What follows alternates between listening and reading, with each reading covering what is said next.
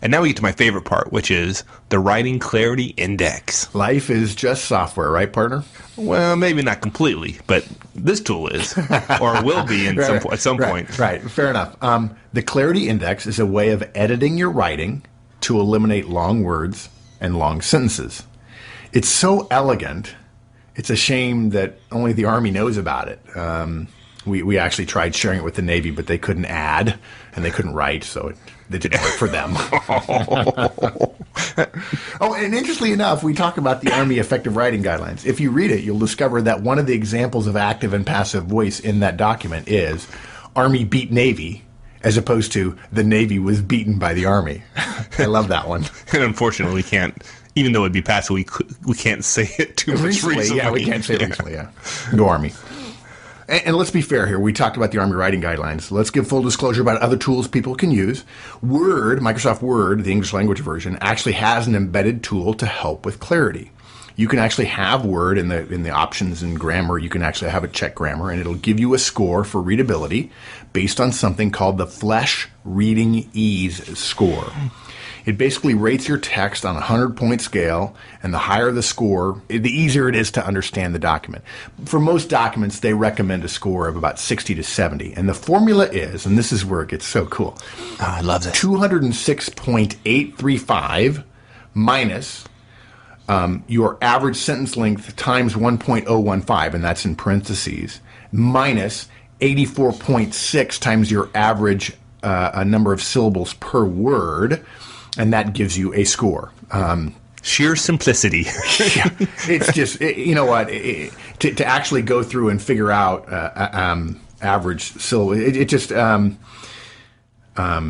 actually have to count the number of syllables, which is just mind-boggling. And many people can't do it. I mean, you cannot count syllables. People don't know how syllables work, to say nothing of international, and that's why it only works for English. Okay.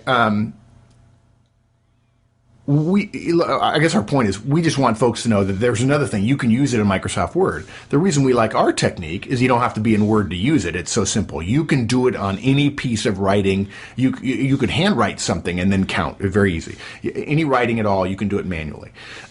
And I suppose technically you could do that with the formula, the Flesch Reading Ease score, but you actually have to remember a number with 3 decimal places in it. And the thing the thing about Flesch is it's a little bit hard, and it doesn't inherently tell you how to fix your writing. So it's almost like, oh, you got to score 30. You stink. Gee, can you please help me? I thought I was trying to get better here. Yeah, so what's the point of that? Yeah, exactly. So look, here's the Clarity Index way, okay? First, you pick a sample of writing of about 200 words or less, and you count the number of words. Just count them. So it could be 150, 200, 250, something like that. And so the point is, if you want to determine this for a piece of writing you're doing, if it's 5 pages long, you don't have to count every single word for 5 pages. Right. Yeah. Just take a stand. We're not going to change our writing style all that much between the first 200 words and the last 200 words. Great point. I'm sorry. You're absolutely right. And you could do another one. You could do a separate sample if you want, if you're not sure about the number. But you'll find if it's your writing over 5 pages, pretty consistent. You're pretty consistent. Yeah. Exactly right. Okay, good. And I've used it on as few of 100, on a sample of as few as 130 words. Okay? Just be close. 200 words isn't all that much, believe it or not. It may sound like a big number, but it's not. So you count the number of words, write that down. You count the number of sentences, you write that down. That doesn't take but a moment, particularly with 200 words. And then last, you only count the number of words with 3 syllables or more. Yeah, and now we come to the algorithm of great joy. I love it. Yes, math genius boy. Here we go. Okay. Divide the number of words by the number of sentences, and remember that number. That goal, your goal, should be about 15. Okay, so what that means is basically a good length, average length sentence is 15 words or so. Okay? Now, don't go back through your writing yet. Okay, don't do anything yet with that. Just set that number aside. Okay, and we're going to do one other piece of math here. Actually, 2 pieces of math. Now, divide the number of long words by the total number of words. So you've already got the 3 numbers you're going to use: sentences, long words, and words. When you divide the number of long words by the total number of words, this will give you a result of less than 1, obviously, and you want to represent it as a percentage. So let's give an example. If you had 200 words and 50 of them were long, had more 3 syllables or more, you'd divide 200 into 50, and your answer would be 25, meaning 25%. 50 is 25% of 200. You don't worry about the decimal. You just represent it as a percentage. So it's 25. So what percentage of your words are long words? Yeah, right? Exactly. That's exactly what you're getting at, right? Okay. And the goal, again, is 15, roughly. Okay. The last step is to add the two numbers, the results of your two divisions together, and the total is what's called your clarity score. 30 is really good. 15 plus 15. Okay. Exactly. But look, you don't have to be exact. Even down to 20 or even up to 40 is probably okay. If you're at 35 and you want to wrestle down to 30, don't bother. Don't bother. What you're looking for, what this thing does, is avoid really egregious on one side or the other. And what people are gonna find, other than really short emails that have been influenced by text messaging, right? And by the way, if you put the word about, or if you abbreviate the word managers as MGR in your email, you have to count that as a 3-syllable word.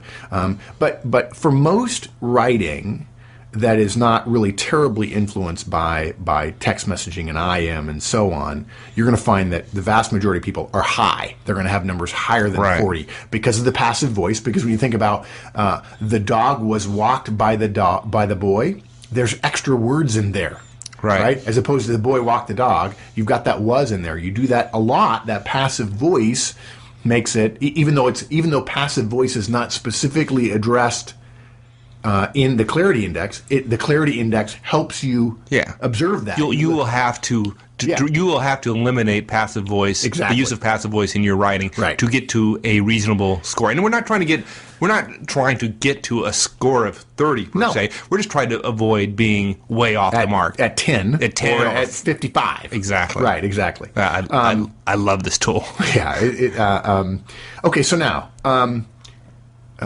if you're below 20, probably your writing is going to be a little bit harsh. If it's above 40, it's going to be hard to understand because it's going to be wordy and it's not going to be clear. Now, yeah, I like that. It's the high score is flowery, too many words, too many unnecessary words. The low end of it is too terse. Terse, exactly. Good, great word, okay. Terse. Okay, good. Now let's also, I want to share something about what most people's first response to the tool is before they use it. Most folks think, oh my gosh, it's going to sound harsh to cut out all those words I'm used to using. Because most people, when they write, they think my writing is okay, right? That's theirs. They don't want to beat themselves up. Well, going back to the blog post for this cast, we've given you an extreme example of this clarity index on the blog post. Go back and read the blog post when you get a second. See if the blog post seems harsh to you. That writing gets a score of 17. And thus, by the way, the word 17 at the end of the post. The index would say that was too harsh sounding. But it's not, is it? No. We bet you don't think it is. That tells you something about what you don't know about how wordy and complex your writing is and how easy it will be to improve. Does this work for email as well? Yeah, it does, for as long as you take a sample of about 200 words, and sometimes some less. Some people's emails are too short. Hey, you high Ds out there. And this helps them soften it up a little bit. Some folks' mails, hey, you high Cs, are way too long.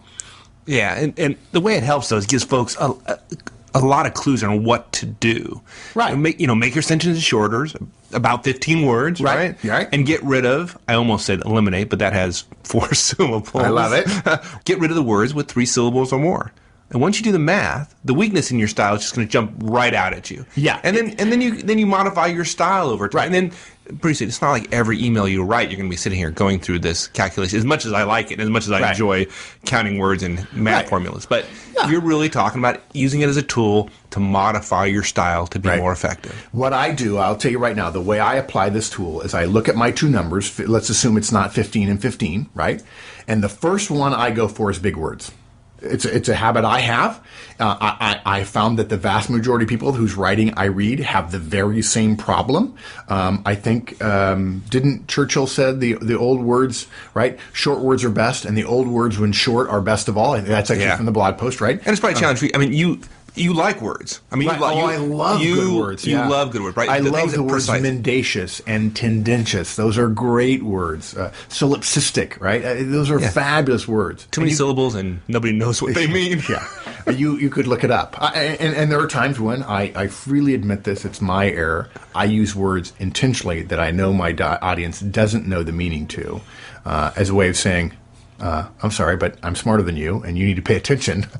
You actually have to. But my point is, if you use big words, you don't have to worry about your sentence length score. Maybe to start with, you can just go look for 3-syllable words and say, how can I change that? In fact, if you take a 3-syllable word and turn it into 2 words, right? You just change the word a little bit, and so you have to add another word.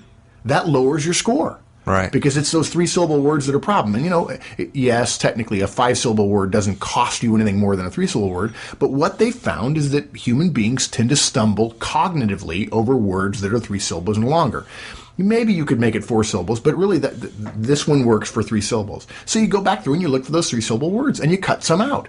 And you'll find that your score goes from 20 to 15. Right? And so you may not have to worry about sentence length. Now, if you have a score of 50, you have 2 25s. So first you go through and you look for those big words and you change them. And then you go look at sentences and you say, boy, how could I write it differently? And this goes back to our point about eliminating commas. There you go. There you go. Put that comma in there, period. And suddenly your sentence score is cut in half if you've got a lot of commas and ands in your simple. Writing. Yeah. And you not only have a better score, but your writing is more effective. The purpose is not a better score. The purpose is clearer writing, so the person who's listening to you, who's reading you, will understand you better, and you won't be wasting their time making them fight through for what you want me to do. What is your meaning? And if you're a boss, if you're a manager, when you're communicating down, please understand, in much the same way that when you read emails from your boss, the filter that you have on the writing is, what do you want me to do? And if we're struggling understanding your point, we're going to struggle to understand what it is you want us to do, and we're not going to do it as well. So you're right. It's not about the score. It's about clarity, which is about, because writing is such an important part, thanks to email, about day-to-day managerial lives. It's about better results in the workplace. I think I'm going to do is I'm going to write a little algorithm for the blogs and the discussion forums, so that as people write comments on the discussion forums or on the blog post, that it gives them a score. What do you think? Okay, I just had a very bad thought. Do you think people are going to start applying this to my writing since I do so many forum posts and stuff? I bet you we have at least 1 or 2 listeners who have already done so before finishing the podcast. I'm dead. I'm totally, completely dead. Yeah, I'm afraid so. but before that happens, let's sum up. 5 key recommendations. Put your most important ideas first. Right. Use the active voice. Not make sure the active voice was used. Oh, nice. Eliminate commas. Read your writing out loud. Do this privately. You'll do better. And then use the writing clarity index. Right. I have to go reread all my old forum posts now. Yeah, we'll see you next year. My pleasure, partner. See you later. There you go. Please let us know what you think. For those of you coming to the Effective Manager Conference this week, we'll see you in a couple of days. As you might expect, Mark and I are pretty excited about hosting 100 of our listeners for a 2-day session on effective management. For those of you not coming to Washington, D.C. this week, we'll chat again next week. So long.